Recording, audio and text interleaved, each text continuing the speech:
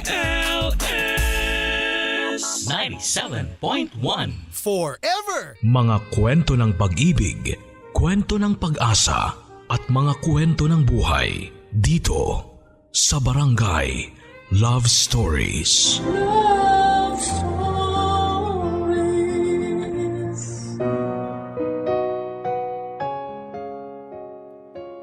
Ano man ang uri ng iyong trabaho o estado sa buhay, kung kayang tumulong, tutulong ka.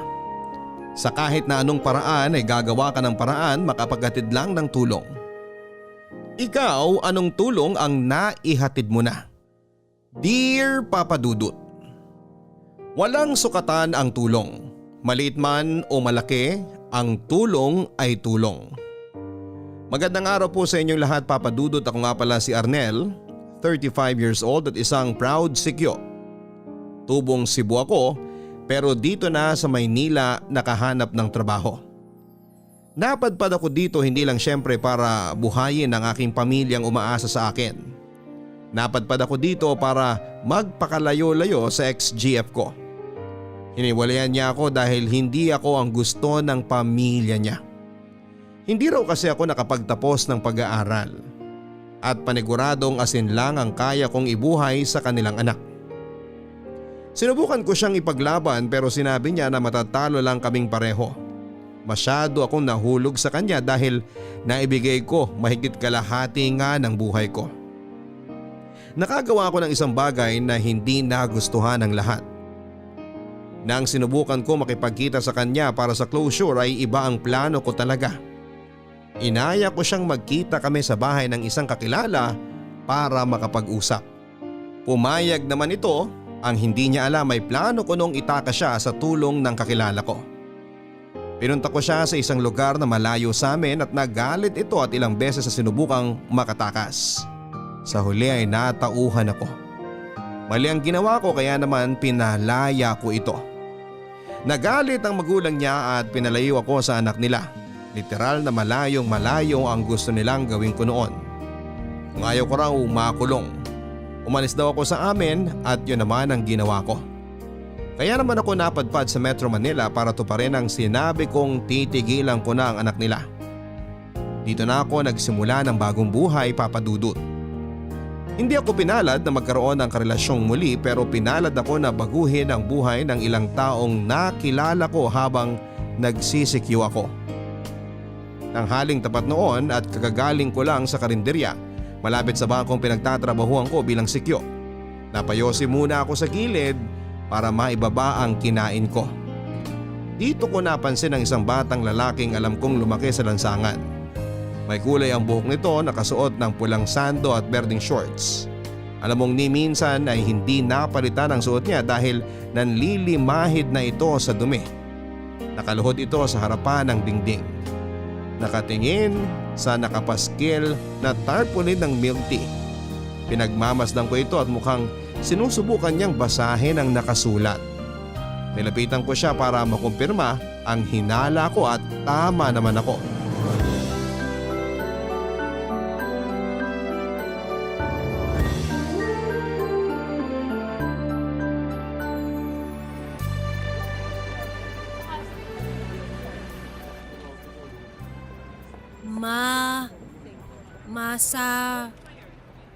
Sarap,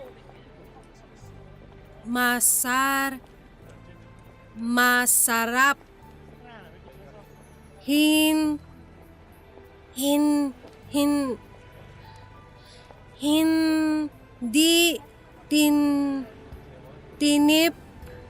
tinipid sa gatas. Bibili ka ba niyang milk tea? Mukha po ba ako may pambili? Para tinatanong ka lang eh. Inaaral ko pong basahin to. Para saan? Di ka naman bibili. Masama po bang matutong magbasa? Oh, sorry na. Tinatanong ka lang naman. Saan po ba nakasulat yung milk tea na sinasabi niyo? Ito, yan. Milk tea.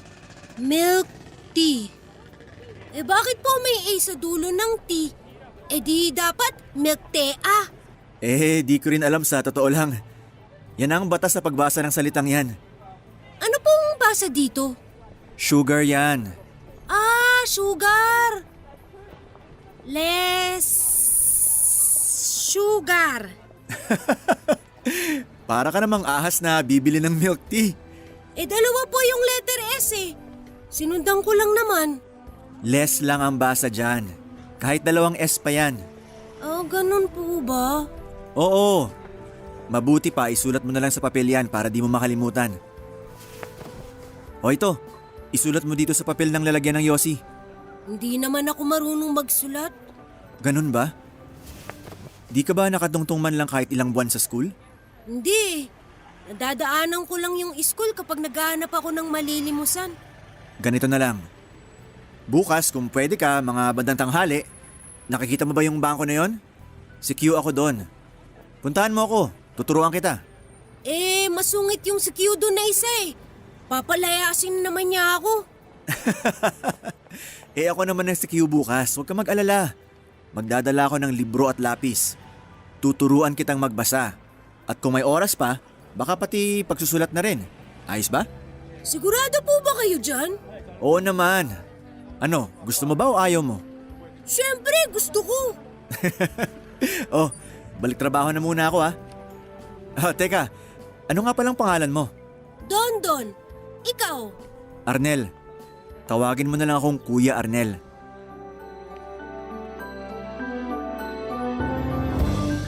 Ito ang unang pagkakakilala ko sa 10 taong gulang na batang si Dondon.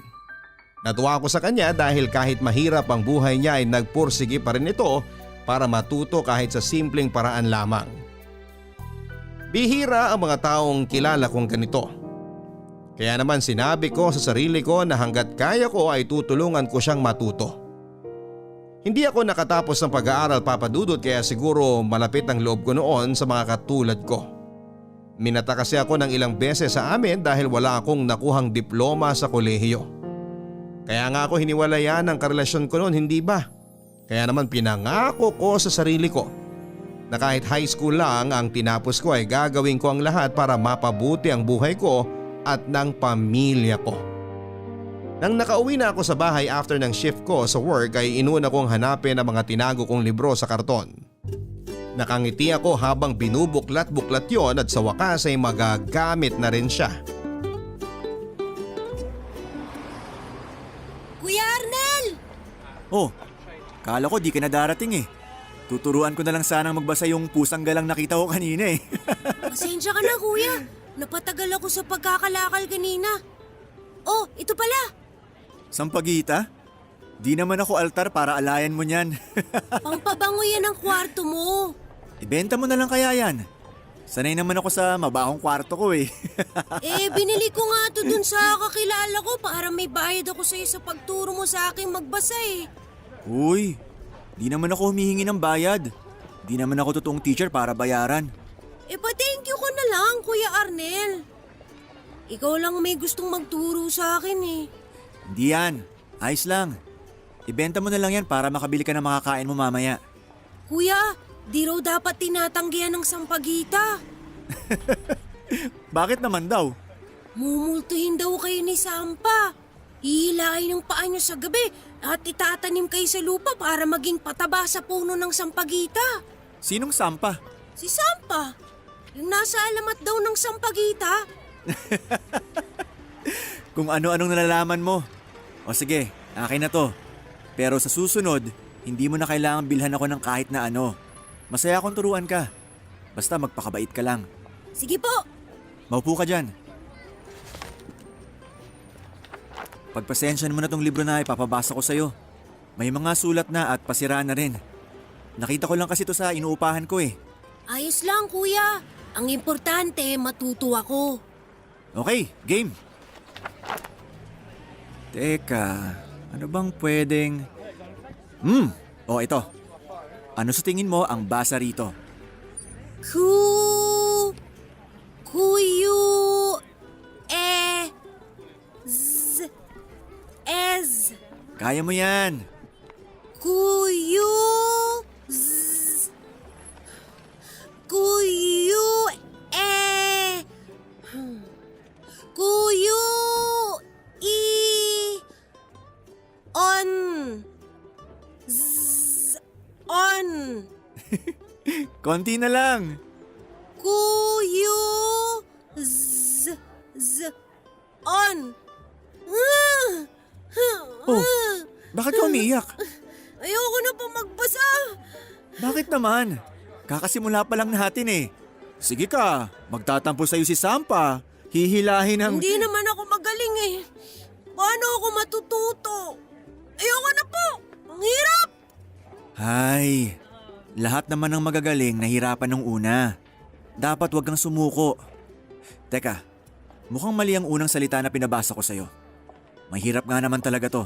Kasalanan ko. Hindi po. Akong may kasalanan kasi mapuro lang utak ko. Lapis nga na mapurol, nagiging matulis ulit eh. Basta matasahan lang na maayos. Ibahin natin ang salitang babasahin mo. Pero bago niyo po baguhin, ano po bang basa dun sa salitang pinakita niyo? Kuyu is on? Quezon. Pwedeng lugar. Pwedeng dating presidente ng Pilipinas. Quezon. Quezon. Tama. O sige, hanap ako ng madali muna. Saka tayo pumunta sa mahirap kapag nahasa ka na. Ayos ba? Sige po.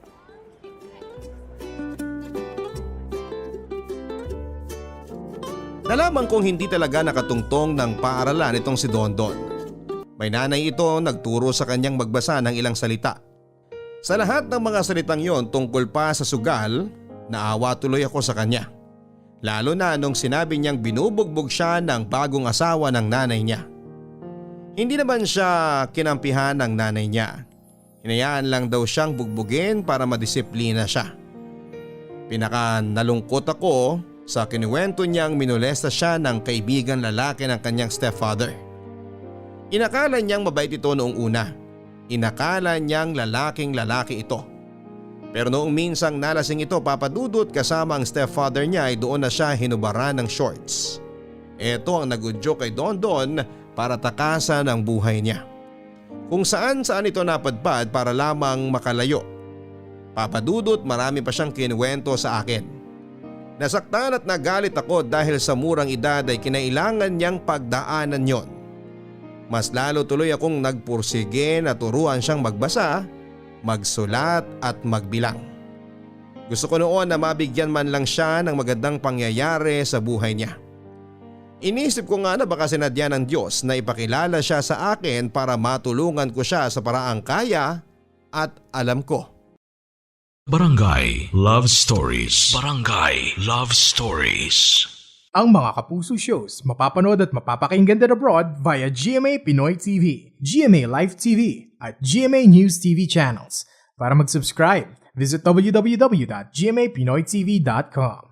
Follow us at GMA Pinoy TV on Facebook, Twitter, Instagram, YouTube, Viber, and TikTok for the latest updates on Kapuso programs, artists, events, promos, and more. Salamat, Kapuso! Barangay Love Stories. Barangay Love Stories.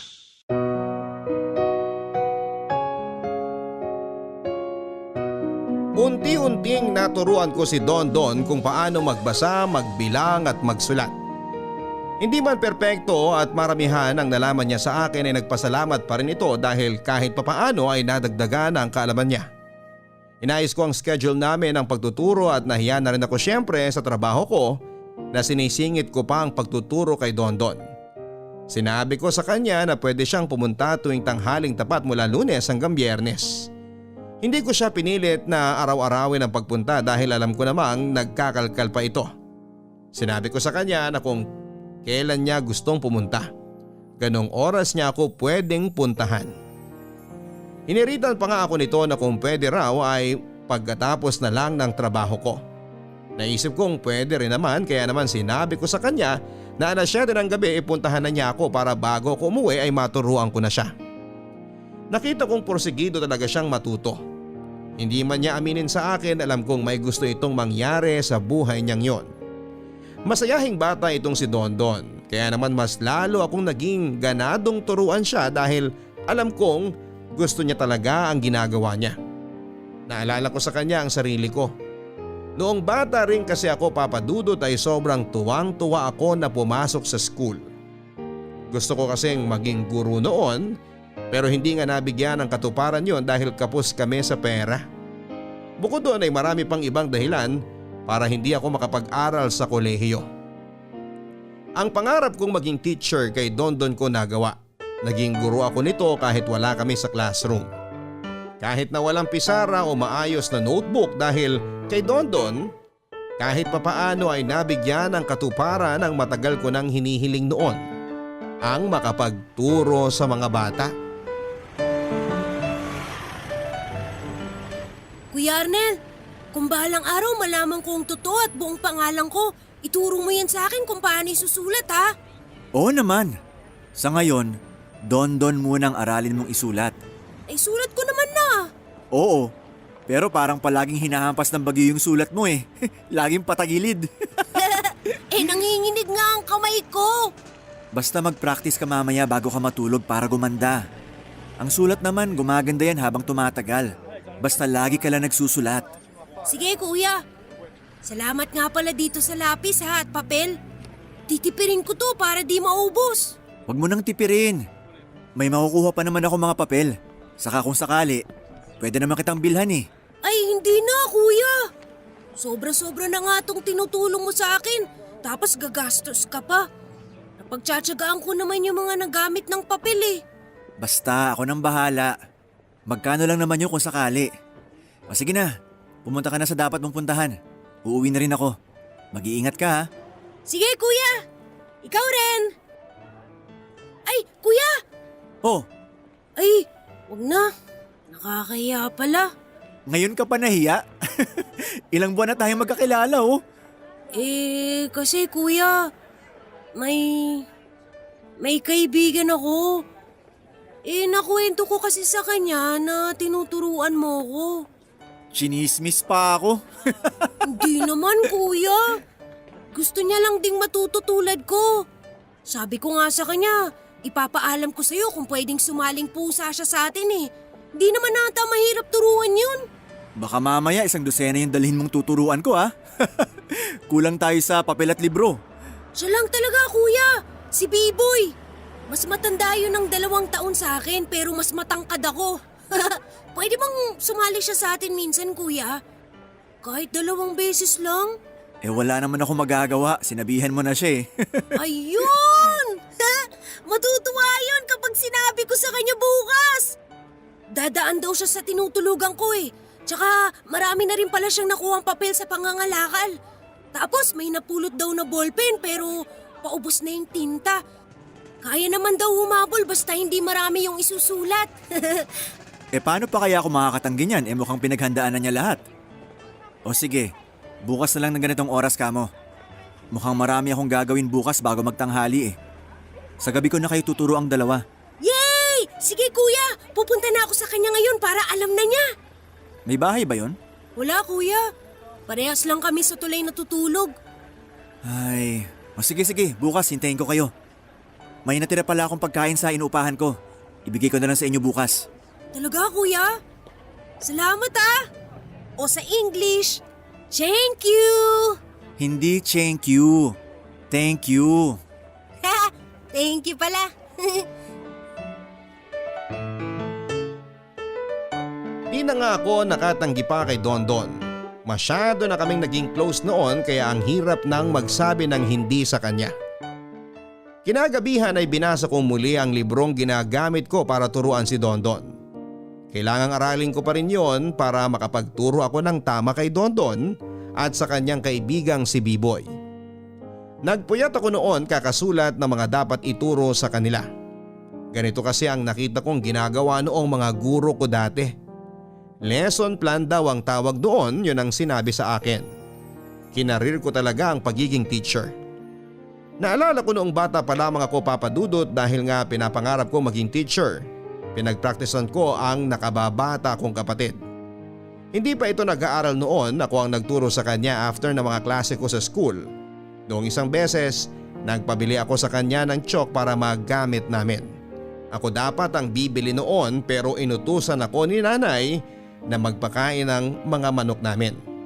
Papadudot ang normal na hapon na yon na inakala kong magiging masaya at punong-puno ng kaalaman ay mapapalitan pala ng pagkuha ng buhay.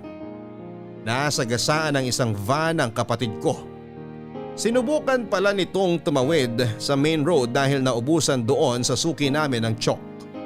Mula nga noon ay hindi na ako napatawad pa ni nanay.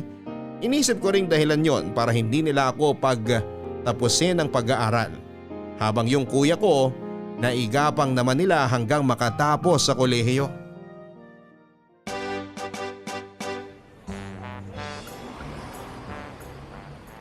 Kuya Arnel, andito na kami. Uy, sakto ah. Mukhang maaga kang dumating ah. Kala ko nga mahuhuli ako eh. Hinintay ko pa kasi magugas ng paatong si B-Boy. Di ba, B-Boy? Uy, magsalita ka. Hello B-Boy, ako si Kuya Arnel. Ako yung magtuturo sa inyo kung paano magbasa, magsulat at saka magbilang. Okay ba? Uy, B-Boy! Kanina ang daldal mo. O yan, para kang nakagat ng aso dyan. Magsalita ka, nakakahiya. Hayaan mo na, Don. Baka nahihiya. Ikaw naman. Ako nga hindi nahiya nung una kitang nakilala, kuya eh. Sa makapal na yung mukha mo nun eh. Uy, grabe ka naman, kuya. Biro lang. Ikaw naman. Oh, B-Boy. B-Boy, kinakausap ka ni Kuya Arnel. Sagot ka kahit meow. Loko ka talaga, Don. Mas madaldal pa nga yan sa akin eh. Kanina tuwang-tuwa nung sinundo ko. Marami raw siyang ipapaturo sa'yo lalo sa pagbibilang para daw hindi siya naloloko. Aray! Bakit mo ako sinuntok sa braso? Ikaw kasi ang sutil mo sa kanya. Oh, B-Boy, kung handa ka na magsalita at makisali sa amin ni Don, magsalita ka lang ha. Hayaan mo, kung pagbibilang, marami akong ituturo sa'yo para di ka na nga lokohin. Bahala ka dyan, B-Boy. Basta ako, gusto ko nang mag-aaral ngayon. Tara dito para makaupo tayo ng maayos. Sama ka na rin, B-Boy. Nilinya ko na pala tong mga ituturo ko, Don. Konti lang to. Bumawi na lang tayo bukas na tanghali kung pwede ka o kung pwede kayo. Sige, kuya. Sunduin ko na lang din tong si B-Boy kung gusto pa niyang matuto. Di ba, B-Boy? Bahala ko nga dyan. Huwag mo na pilitin, Don. Nahihiya nga eh. Mas lalong di magsasalita yan kapag ganyan ginagawa mo. O sige, mukhang ikaw muna talaga, Don. Sundan mo lang muna ako dito sa dalawang salita na to. Ref, refrigerator. Refrigerator. Huwag mo kasing bilisan ng pagbasa. Oh, isa pa para makausad na tayo sa pangalawa. Ref. Re, Je. rator. Rator. Refrigerator. Refrigerator. Isa pa nga at...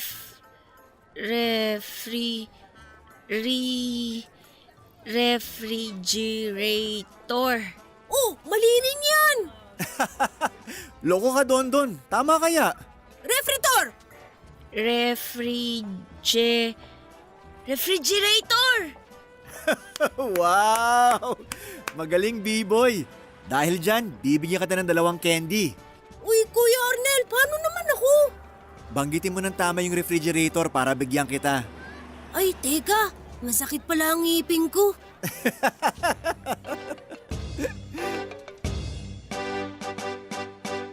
Naging masaya ang gabing yon nang sumubok na si B-Boy na sabayan ang pagtuturo. Bago natapos ang gabi, may natutunan na siyang ilang salita sa akin. Natuto na rin siyang magbilang hanggang 10. Pinaulit ko yon sa kanya bago siya matulog. Sinabi ko assignment niya yon. Natuwa naman ito at nakita kong habang naglalakad sila palayo ni Don ay nagbibilang ito ng mga daliri niya. Ayon sa kwento ni Don, laking lansangan na raw talaga itong si B-Boy.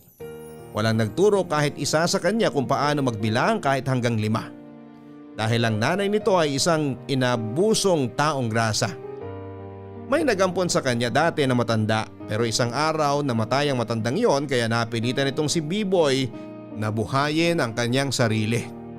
Wala itong oras para matutong magbasa, magsulat o magbilang. Naging abala ito sa pagbuhay sa sarili niya. Kaya naman dahil sa kawalan ito ng kaalaman, inabuso din siya ng mga tao sa paligid niya. Sa pagdaan ng mga araw ay nakita ko ang improvement sa kanilang dalawa. Natutukan ko sila ng mabuti kaya naman marami na silang mga nalaman. Kinuwento nga nila sa akin na para raw makapag-practice bawat tarpaulin o kahit na anong nakapaskil kung saan-saan ay binabasa nila. Natuwa naman ako dahil gumawa pa rin sila ng paraan na matuto after ng mga klase nila sa akin. Naisip ko na sino ba naman ang hindi gaganahang magturo sa mga ganitong klase ng bata. Wala akong pinabayad kahit piso sa kanilang dalawa. Sapat na sa akin ang sincere na pag-thank you nila sa akin tuwing natatapos noon ang klase. Pero sadyang matigas ang ulo ng mga to. Kahit sinaway ko na noon ay patuloy pa rin sila sa pagbibigay ng kung ano-ano. Tulad ng hopya, barya, sampagita o kaya buko juice. Sinabi nga ni Dondon na nakakaramdam naman daw sila ng hiya. Siyempre nagagamit ko raw ang oras ko noon para turuan sila. Imbis na ipahinga ko na lamang. Sumagot ako at sinabing hindi ako nakakaramdam ng pagod sa tuwing nakikita ko sila na natututo. B-boy, ikaw na lang mag-abot nitong mga papel kay Dondon kapag nagkita kayo. Sige po kuya, subukan ko siyang daanan bukas dun sa tinatambayan niya. Ayos lang kaya siya? Kinakabahan naman ako. Ngayon lang umabsent yun sa klase natin eh. Ayos lang yung kuya. Nabanggit din niya sa akin pala na nung isang araw may racket daw siyang pupuntahan. Kaya baka may isang klase daw siya na hindi mapuntahan. Baka ito na nga yung nangyari. Sana nga ganun. O paano yan? Magandang umuwi na tayo bago mawala ng maraming tao dito sa labas. Para safe kang bumalik ng tulay. Naku kuya, sanay na ako maglakad kahit walang katao-tao. Mabuti pa rin yung nag-iingat. Kahit naman siguro harangin ako dyan, wala naman sila makukuha sa akin Sa tsura kong to. Nanakawan pa ba nila ako? Baka ako pa magnakaw sa kanila. Uy, alam kong biro lang yan pero baka mahipan ka't magkatotoo. Kahit anong mangyari, wag na wag kang magnanakaw. Mali yun. Oo naman po kuya. Kung gusto kong magnakaw, di dati pa sana. Ang dami kayo nagtatawag sa akin sa tulay para samahan ko sila. Lumayo ka sa mga taong yan. Hindi sila magandang impluwensya sa'yo. Lalasunin lang nila ang utak mo. At saka pag nagkagipitan, baka ikaw pang unang ilaglag nila. Yan nga rin po ang naisip ko Hindi nyo na kailangang alalahanin yun kuya. Hindi ko gagawin yun kahit magipit pa ako ng todo. Kung may kailangan ka o kahit gutom ka, huwag kang matuksong magnakaw. Lapitan mo ako. Ako ang magbibigay ng pangkain mo. Salamat kuya. O siya, tara na. Isabay na kita hanggang dun sa kanto. Kuya? Oh, ano yun? Ito po. Oh, para sa niyang barya? Bigay ko po sa inyo. Pandagdag pamasahe lang po kaya pambili ng yosi. Pang yosi talaga? Wag na, ayos lang ako. Kunin nyo na po. May extra pa naman ako dito Mas kailangan mo yan kesa sa akin. Gamitin mo sa susunod na araw kung wala kang kikitain. Pasasalamat ko po to sa inyo bilang pagtulong nyo po sa akin. Di naman ako nagpapabayad Sinabi ko naman sa inyo, ayos lang ako. Masaya ako natutulungan ko kayo. Kahit ngayon lang po, alam kong malaking perwisyo. Wag na wag niyong iisipin na perwisyo kayo sa akin. Natutuwa nga ako kasi pati ako natututo kapag tinuturuan ko kayo Pero kuya, inipon ko po talaga to para sa inyo San ba galing ang perang yan? Yung iba sa pangangalakal, yung iba napupulot ko naman po sa mga kanal kapag pabalik na ng tulay. Hay, pero B-boy. Sige na po kuya. Okay, ganito na lang Itatago ko ang perang to para kung sakaling kailangan mo, may magagamit ka. Pero para sa inyo po yan Uutangin ko na lang to. O ayan, para magamit ko na rin. Tapos kapag kailangan mo, bawiin mo lang sa akin. Kung ayaw mo na talaga tong mga baryang to, ipang memeryenda natin ni na Dondon sa susunod. Ayos ba? Sige po, kayo pong bahala. O tara na. Tara po. Naisip ko nang ampunin ang dalawang ito, Papa Dudut, pero kung magpapakatotoo, noon ay hindi sapat ang kinikita ko para buhayin ang mga batang ito. Hindi nga halos kasya ang inaabot kong pera sa pamilya ko sa probinsya. Tapos magdadagdag pa ako ng pagkakagastusan. Kaya naman tinulungan ko na lamang sila sa ibang paraan. Tinuruan ko sila at ginabayan. Naging kaibigan din nila ako na nagpaparamdam sa kanila na maganda pa rin ang mundo. Tuwing wala naman akong ganap sa trabaho dati ay inaaya ko silang kumain sa karinderya. Pinagpakulo ko rin sila ng tubig na iinumin at nilalagay ko noon sa jug para may malinis silang tubig sa tinutuluyan nilang tulay. Kung may mga pagkain noon na ibinibigay sa akin sa trabaho, sila rin ang nakikinabang. Ito ang mga naging simpleng tulong ko sa kanila. Naisip ko na sana maging sapat yun.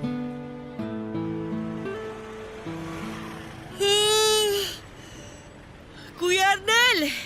Oh, nahuli ata kayo. Kanina pa ako naghihintay dito eh. Pasensya kuya. May racket kami kanina eh. Kakatapos nga lang eh. Pinagbuhat kami kanina nung naglilipat ng bahay. Binigyan kami ng 20. Mukhang pagod na nga kayo. Baka gusto nyong ipahinga na lang muna. At sa susunod na araw na lang tayo mag-aral. Sayang naman pong pinunta namin ngayon. Tsaka naghintay po kayo sa amin kuya. Ituloy na po natin. Alam nyo, minsan kailangan din natin ng pahinga. Oo, gusto nyong matuto pero kapag pagod kayo, mas lalong walang papasok sa utak nyo. We, ganun ba talaga yun? Talagang nagduda ka pa ah. Tama naman si Kuya Arnel, Dondon. Mukhang kahit anong turo niya sa atin ngayon, hindi ko rin maiintindihan kasi inaantok na ako eh. Anong gagawin natin ngayon? Sayang naman yung pinunta natin. Tara dito. Maupo kayo sa tabi ko. Tuturuan niyo pa rin kami? Hindi. Mag-uusap lang tayo. Kwentuhan. Parang magkakaibigan lang. Tandaan niyo na po para maging kaibigan namin. Matanda pala ah. Gusto mo pitikin ko yung talukap ng mata mo? Ha? Alam mo kuya, pagtanda ko, gusto ko rin maging sikyo. Oh, bakit naman? Maganda po kasi yung uniforme niyo eh. Gusto ko ng ganyan, tapos yung may baril din. Di magpulis ka kung barilang pala gusto mo. Gusto ko nga parang si Kuya Arnel kasi mukhang mabait ang mga sikyo. Oh, nag-aaway na naman kayong dalawa dyan. Don, kung si Q ang pangarap ni B-Boy, hayaan mo siya. Basta marangal ang trabaho, pwedeng pangarapin. Ang gusto ko maging driver ng eroplano para lilipad ako. Piloto. Gusto mong maging piloto. Piloto ba tawag dun? Alam mo kuya, gusto ko yung maging piloto kasi gusto ko talaga yung lumilipad sa langit eh. Gusto mong lumipad sa langit? Opo, kasi gusto ko makita sa langit si tatay. Kukumustahin ko, tatanungin ko kung masaya ba siya doon. Sasabihin ko huwag siya mag-alala sa akin kasi ayos naman ako dito. Uy, kapag piloto ka na at nakalipad ka na sa langit, sabihin mo rin sa lola nanay ko na bantayan niya ako lagi ha. Tsaka na may miss ko na rin yung mga pasalubong niyang pandesal pagkatapos niyang mga lakal. Ikaw na lang ang magsabi sa kanya. Paano ko naman sasabihin yun eh? Hindi ko naman pangarap maging piloto. Baka mabangga ko pa yung eroplano kasi hindi naman ako marunong mag-drive eh. Di pasahero na lang kita. Kapag piloto na ako, libre ka na para makausap ko na rin lola nanay mo. Sige, gusto ko yan. Ipakilala mo rin ako sa tatay mo para masumbong ko mga ginagawa mo dito sa lupa. Kuya, napuwing ka ba? Namamasa-masa mga mata mo. Gusto mo hipan ko? Hindi. Nahamugan lang siguro ako kasi gabi na. Don, B-Boy. Ano po yan, kuya? Kahit gaano kahirap ang buhay, gumawa kayo ng paraan para matupad nyo lahat ng gusto nyo ha? Promise? Opo, kuya. Promise, kuya.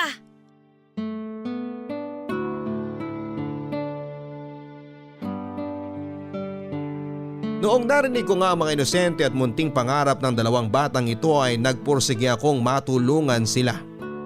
Naisip ko na hindi ko man sila mapag-aral pero sa tingin ko, kung lalapit ako sa ibang tao o ahensya ay matutulungan sila.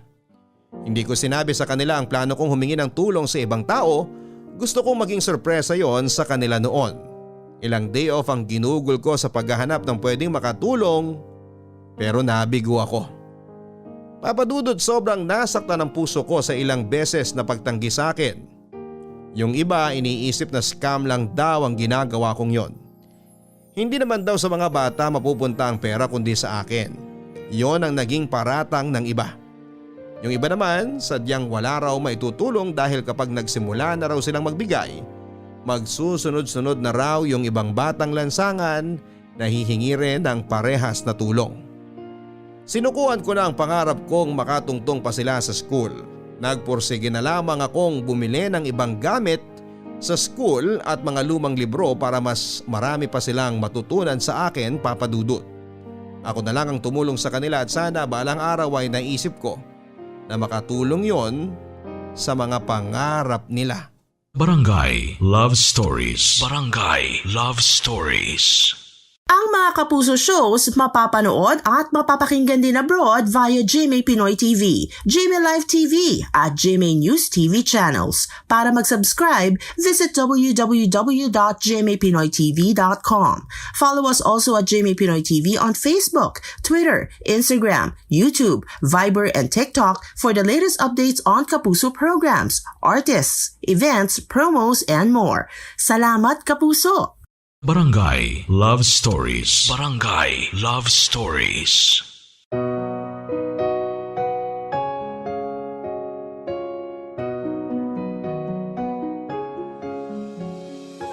Nang mga sumunod na araw, nalipat ako ng schedule. Naging paiba-iba ang oras ko sa trabaho dahil may mga bagong pasok na sikyong katulad ko. Kaya naman nabawasan ang oras ko na maturuan ang dalawang bata. Bukod pa dyan, may mga naging racket na rin sina B-Boy at Dondon. Nagkasalisihan ang schedule namin. Ayoko namang pilitin silang pumasok sa klase ko kung usapang pagkakakitaan na nila ang nakalatag. Minsan bumabalik ako sa trabaho para kunin ang mga naiwang kong libro. Saglitan lang ang bala ko noon kasi kinakailangan kong makapagpahinga ng 4 na oras bago ang susunod na duty ko. Nasa malayo pa lang ako, natanaw ko na si Dondon at ang kasamahan kong sikyo na si Joel. Mukhang nagkakainitan sila noon kaya naman minadali ko ang paglakad papunta sa kanila para malaman. Bakit po masama ang ugali ninyo? Kanina pa kita pinapalis dyan pero ang tigas ng ulo mo Nakupulong naman po ako dito Wala naman po akong ginagawang masama. Kahit na!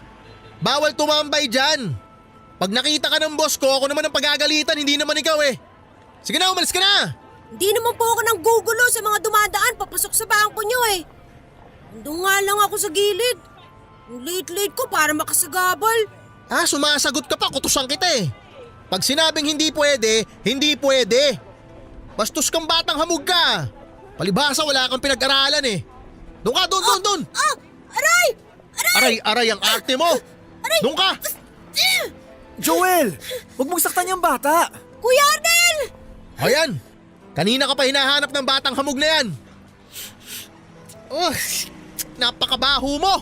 Hinawakan lang kita ang panghina ng kamay ko. Arnel, paalisin mo na nga yan. Buwisit. Kawang mabaho. Amoy sigarilyong nahamugan. Aba, sumasagot ka talaga? Sapakin ko yung mukha mo Joel, tama na! Pagsabihan mo yung bastos na bata na yan Namumuro na sa akin yan. Oo, ako na bahala sa kanya. Kuya, tinapon niyo po yung mga librong ginagamit natin. Nakita ko po. Pards, tinapon mo? Oo. Pakalat-kalat dito sa mesa Wala naman yun sa ibabaw ng lamesa. Nasa ilalim yun. Masinop ko namang nilagay dyan kahapon bago ko umuwi. Nakakasagabal nga dito. Imbis na mapaglagyan ng ibang gamit natin, nakakadagdag pa ng kalat. Sana man lang hinintay mo na dumating ako para naiuwi ko na lang kesa tinapon mo. At ako pa ang mali ngayon? Parte ba ng trabaho mo bilang CQ yung mga libro na yon? Hindi, pero… Walang pero, Pards. Alam mo ang trabaho mo. Huwag mong isinisingit yung part-time job mo sa oras ng duty mo. Di naman part-time job yung pagtuturo ko sa mga bata. Wala akong pinapabahid sa kanila. Ginagawa ko lang naman yun para makatulong sa kanila. Di gawin mo sa ibang lugar. Huwag dito. Sinasayang mo ang oras ng trabaho, Pards, sa katutulong sa mga batang hamog na yan. Hindi naman matututo yung mga yan Pulpul yung mga yan. Di sayang, Pards. Kahit papano, natututo naman sila. Kahit matutong magbasa o magsulat ang mga yan, sa tingin mo may pupuntahan pa ang buhay nila? Tayo nga na medyo nakakaangat sa kanila baka wala nang iasenso sa buhay. Sila pa kaya? Huwag mo naman silang maliitin. May mga pangarap din ng mga yan. Bata pa sila. Marami pang pwedeng mangyari. Grabe, naniniwala ka ron? Sus, magising-gising ka na Arnel. Sa pelikula lang nangyayari yan. Walang happy ending sa mga batang lansangan. Tandaan mo yan. Sobra ka naman, Pards. Ikaw ang sobra. Parang ninanakawan mo ng oras ang nagpapasahod sa'yo dahil sa pagtuturo mo sa mga batang yan. Eh wala ka rin naman pakinabang sa kanila eh. Hindi naman sa… Sige, sumagot ka pa. Isa na lang, Pards. Isusumbong na kita talaga kay boss. Tingnan natin kung may trabaho ka pang aabutan sa susunod kapag pinilit mo yang maling gusto mo.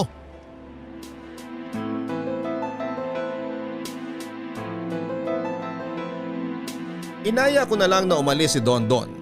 Nalungkot akong hindi na ipaglaban ang gusto kong mangyari. Mas malaki ang laban noon ni Joel. Totoong ginamit ko lang ang ilang oras ko sa trabaho para maturuan ang mga bata.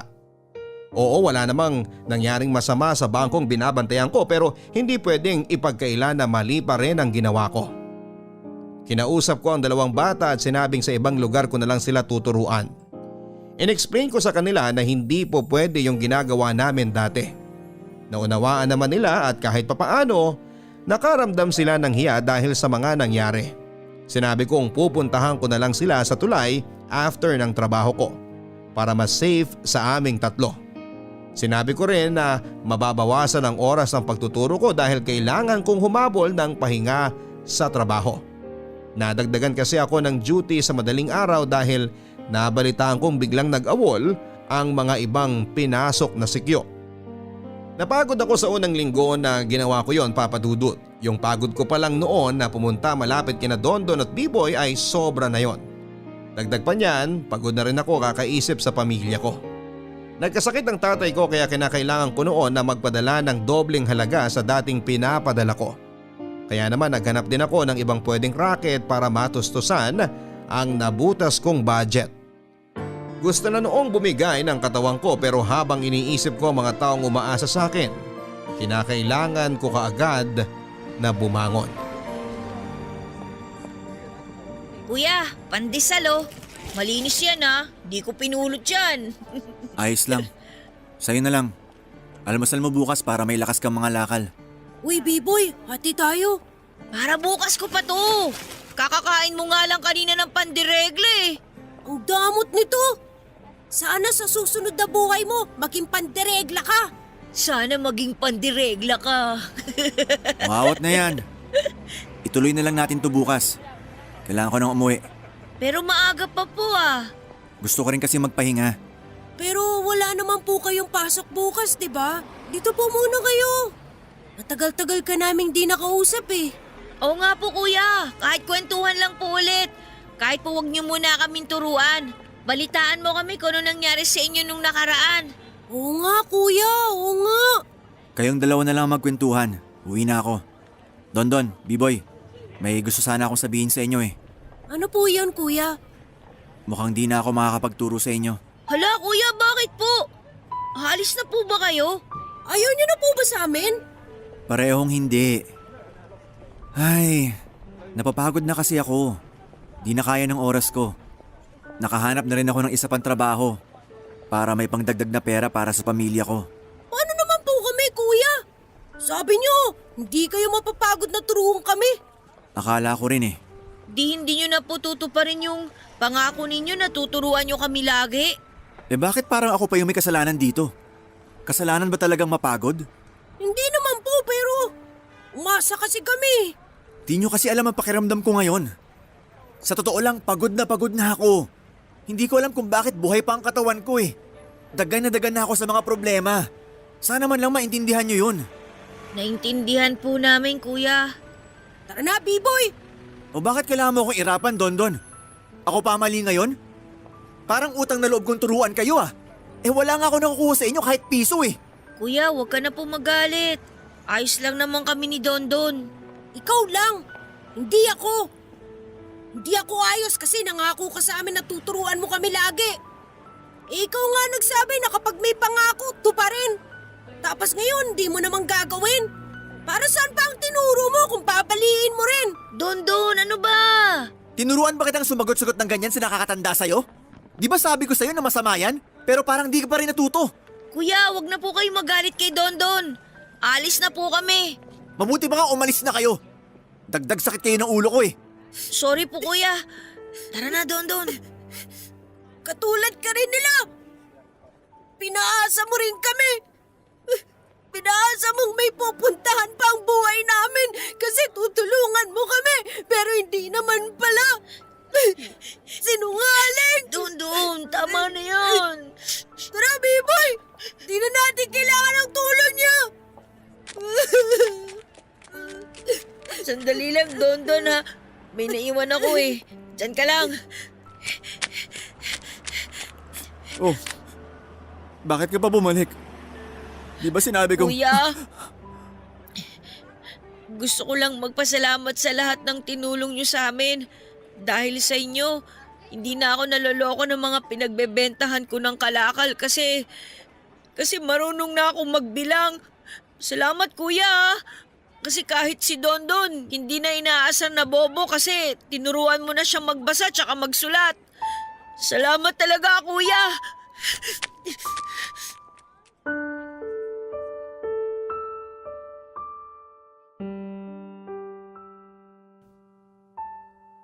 Papa Dudut, nanginginig ako sa lungkot nang makita kong tuluyan nang umalis sina B-boy at Dondon.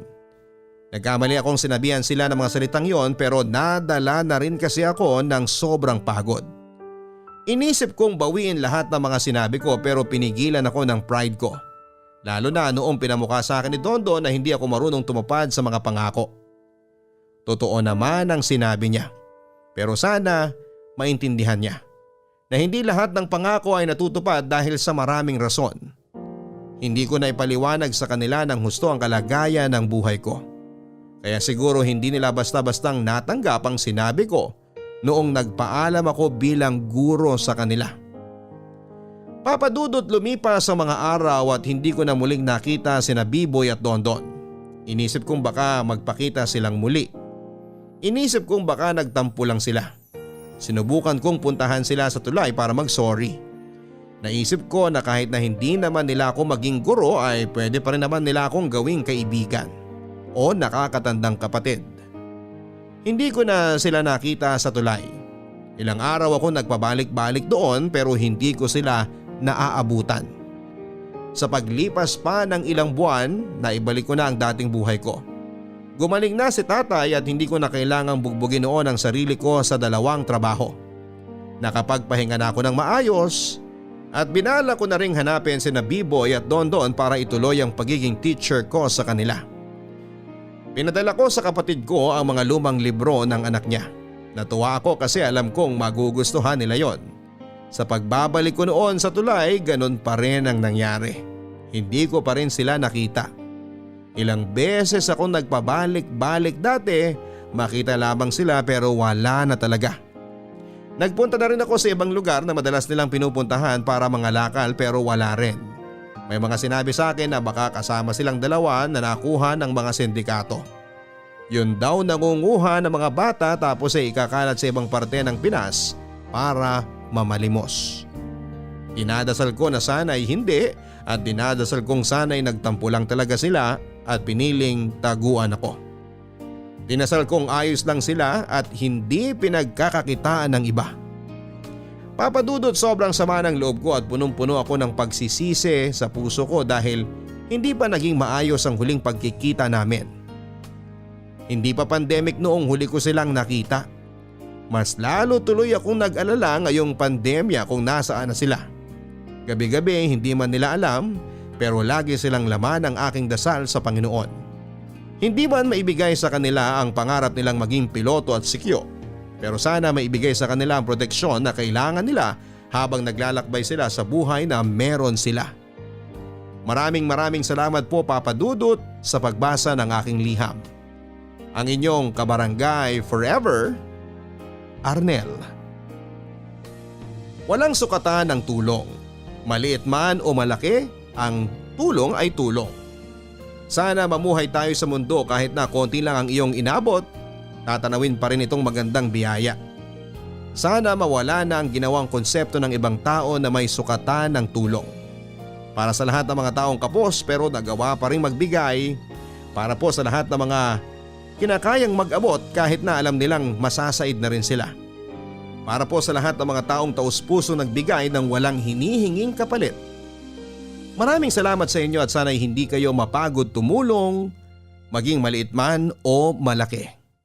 Sana hindi kayo mapagod buuin ng paulit-ulit ang konseptong walang sukatan ang tulong. Maliit man o malaki ang tulong ay tulong pa rin. Hanggang sa muli mga kapuso, ako po si Papa Dudut sa mga kwento ng pag-ibig, buhay at pag-asa dito sa Barangay Love Stories number 1. Mga kwento ng pag-ibig, kwento ng pag-asa at mga kwento ng buhay dito sa Barangay Love Stories. Love Stories. Forever! Nagustuhan ng iyong napakinggan? Ituloy yan via live stream sa www.gmanetwork.com/radio.